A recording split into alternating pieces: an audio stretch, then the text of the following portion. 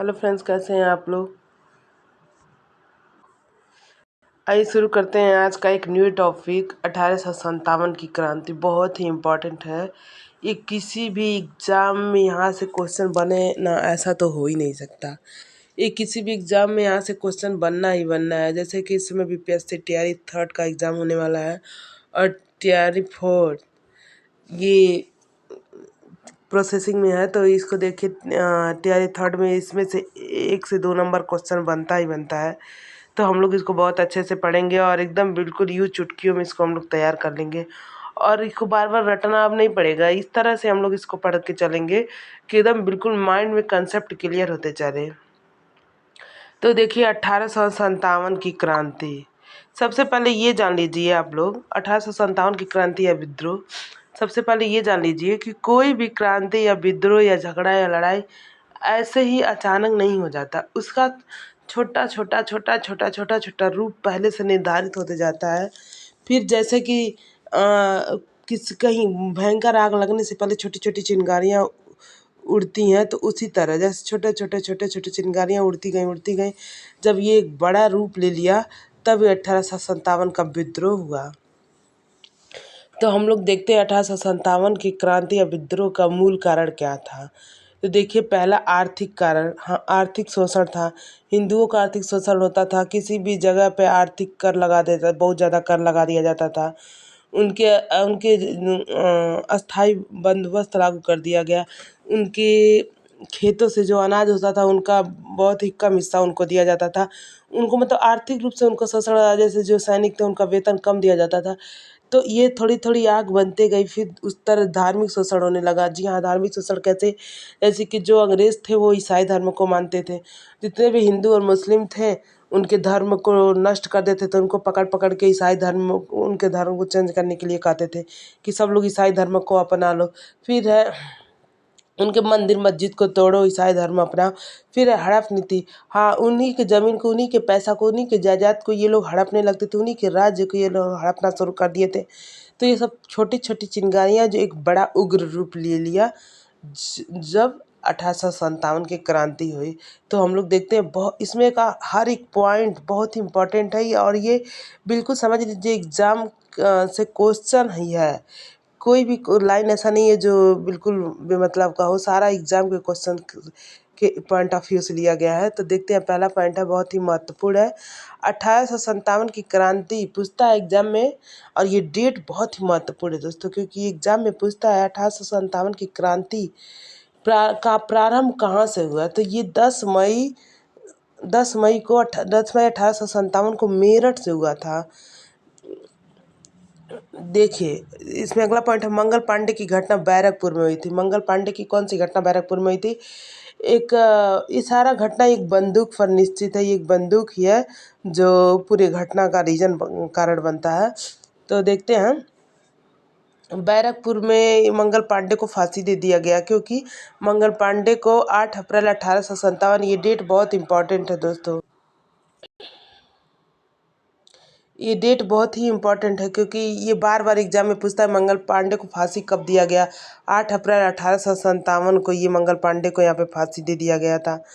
मंगल पांडे पहले सिपाही थे जिन्होंने ग्रीस वाले कारतूस को उपयोग में लाने से इनकार कर दिया। ग्रीस वाला कारतूस मतलब चर्बी लगा कारतूस, मतलब एक बंदूक था, उस पे गाय और सुअर के मांस का चर्बी लगाया गया था ताकि वो उस पे जंग ना पकड़े, और उसको दांत से फाड़ कर उसमें लगा कर उसको चालू किया, मतलब उसको यूज करना था।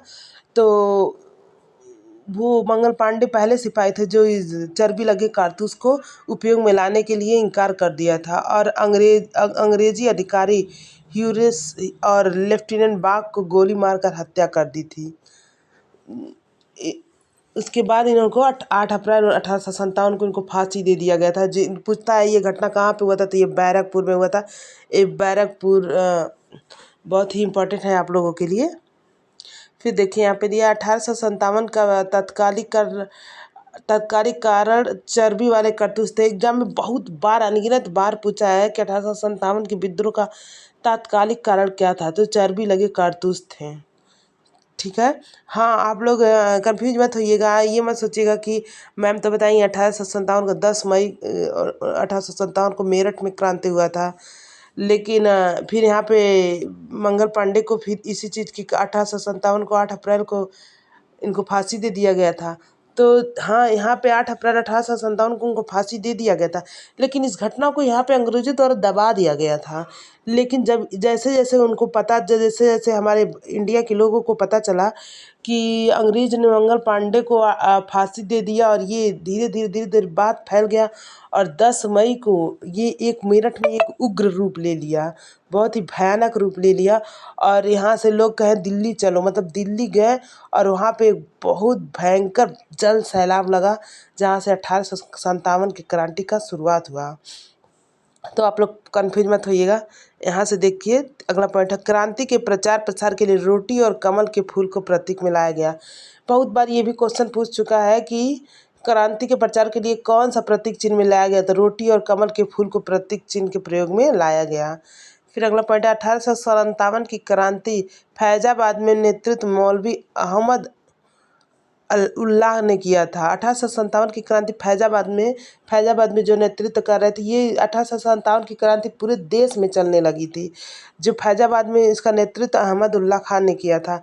और 1857 की क्रांति बिहार में जो नेतृत्व करने वाले थे वो वीर कुंवर सिंह थे, जो जगदीशपुर के राजा थे। ये बार बार सीटेट के एग्जाम में देखिए, टीआरई फर्स्ट में भी आया था, टीआरई सेकेंड में भी इससे रिलेटेड आया था, और टीआरई थर्ड में भी आना निश्चित ही निश्चित है।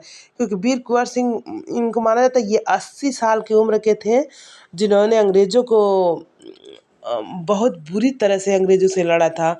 और इनके हाथ में ऐसा माना जाता है कि इनके हाथ में गोली लग गया था, तब भी ये अंग्रेज़ों से लड़ रहे थे।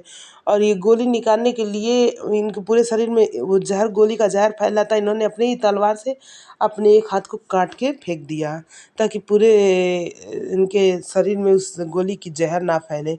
लेकिन अंग्रेज़ों से लड़ना बंद नहीं किया। 80 साल की उम्र के ये थे। आई होप आप लोग को समझ में आ रहा होगा। फिर अगला पॉइंट देखते हैं हम लोग।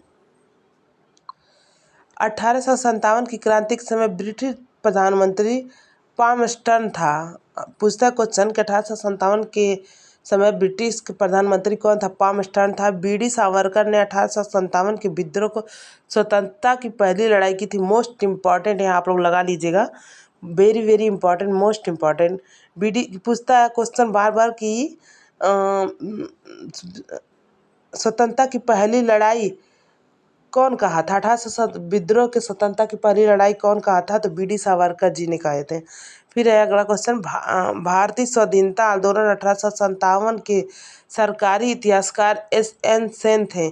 बहुत ही इंपॉर्टेंट दोस्तों, इसको भी मोस्ट इम्पॉर्टेंट आप लोग लगा के चलिएगा, क्योंकि ये भी एग्जाम में बहुत बार पूछता है। फिर 1857 ईस्वी में भारत का प्रथम स्वतंत्रता संग्राम लड़ा गया, जिसका प्रारंभ 10 मई 1857 को मेरठ छावनी में हुआ था। 1857 में भारत का प्रथम स्वतंत्रता संग्राम लड़ा गया, जिसका प्रारंभ 10 मई 1857 को मेरठ छावनी में हुआ था। ये बहुत ही इंपॉर्टेंट है, डेट को आप लोग बिल्कुल पूरी तरह से याद रखिएगा, कोई कन्फ्यूजन इसमें ना हो, क्योंकि ये पूछता है कि 1857 की क्रांति का शुरुआत कहाँ से हुआ था, तो मेरठ से हुआ था। और कब हुआ था? 10 मई 1857 को। फिर देखिए, वाजिद अली शाह अवध के 10वें तथा अंतिम नवाब थे। पेशवा बाजीराव द्वितीय ने दत्तक पुत्र नाना साहेब ने कानपुर में 1857 के विद्रोह का नेतृत्व किया था। ये बार बार पूछता है कि कानपुर में 1857 की क्रांति का नेतृत्व कौन किया था? तो नाना साहेब किए थे, जो बाजीराव द्वितीय के दत्तक पुत्र मतलब गोद लिया पुत्र उनका था। जैसे अंग्रेजों ने चूक की नीति एक अपनाई थी। मतलब चूक की नीति का मतलब क्या होता है? मतलब ये होता है कि एक राजा एक रानी थे, जिनको औलाद नहीं होते हैं, वो किसी के दूसरे को पुत्र को गोद ले लेते थे। तो अंग्रेजों का कहना ये था कि जिसका राजा का पुत्र होगा वो राज्य कर सकता है, लेकिन गोद लिया हुआ पुत्र राज्य नहीं करेगा। हम उनके राज्य को हड़प लेंगे। और बहुत से ऐसे राज्य थे जिन्होंने अंग्रेजों ने जिनको हड़प लिया। तो हड़प नीति ये भी 1857 की क्रांति का एक बहुत बड़ा मूल कारण है। फिर देखिए 1857 के प्रथम स्वतंत्रता आंदोलन का नेतृत्व बहादुर शाह द्वितीय यानी बहादुर शाह जफर ने किया था, परंतु पराजित होने के बाद बहादुर शाह जफर को रंगून के जेल में निर्वासित कर दिया गया। मतलब जब ये 1857 की क्रांति बहादुर शाह जफर ने देख रहे थे, तो जब वहाँ से उनको हार मिल गई तो अंग्रेजों द्वारा इनको रंगून के जेल में निष्कासित कर दिया गया। उसके बाद उनका पता नहीं चला कि रंगून के जेल से कहाँ गए। तो ये भी क्वेश्चन पूछता है कि बहादुर शाह जफर को 1857 की क्रांति का हार मिलने के बाद उनको कहाँ निर्वासित कर दिया गया, तो उनको रंगून के जेल में कर दिया गया। आप लोग इसमें से एक एक पॉइंट बहुत ही कंसेप्ट क्लियर करते चलिएगा, क्योंकि बिल्कुल इसमें से एक भी पॉइंट बाहर से नहीं गया, सारा ये बार बार एग्जाम में पूछा गया क्वेश्चन की तरह है। तो फिर अगला पॉइंट हम लोग देते हैं, 1857 का विद्रोह केवल सैन्य विद्रोह नहीं था। बिल्कुल ये पूछता है बार बार कि 1857 की क्रांति बिल्कुल किस किस कारण से हुआ था, तो और कौन इसको कहा था कि केवल ये सैन्य विद्रोह नहीं है। तो देखिए इसको कहे थे जवाहरलाल नेहरू, विनायक दामोदर सावरकर ने इसे कहा था स्वतंत्रता का प्रथम संग्राम। मतलब ये 1857 की क्रांति को जवाहरलाल नेहरू और विनायक दामोदर सावरकर ने इसको कहा था स्वतंत्रता का ये प्रथम संग्राम था। और हाँ, हमारा देश क्यों नहीं आज़ाद हुआ 1857 की क्रांति में, क्योंकि उसमें फूट पड़ गई। अंग्रेज़ों ने उनको इतना प्रताड़ित कर दिया कि भारत की जनता एकदम मतलब सहम गई। इसलिए 1857 की क्रांति में हमारा देश आज़ाद नहीं हो पाया। फिर अगला पॉइंट है, चलिए देखते हैं आगे।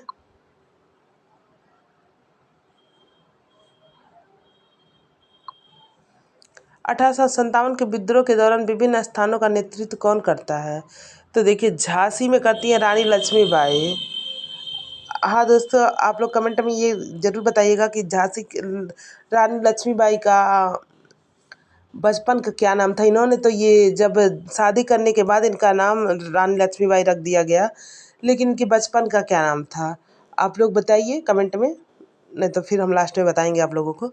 फिर देखिए लखनऊ से बेगम हजरत महल, इस तरह से आप लोग याद रखिएगा कि लखनऊ में 1857 की क्रांति का विद्रोह का नेतृत्व कौन कर रहा था, तो बेगम हजरत महल। कानपुर में नाना साहेब, नाना साहेब क्यों कर रहे थे, क्योंकि अंग्रेजों ने इनका पेंशन देना मना कर दिया था, तो ये अपने पेंशन के लिए लड़ रहे थे।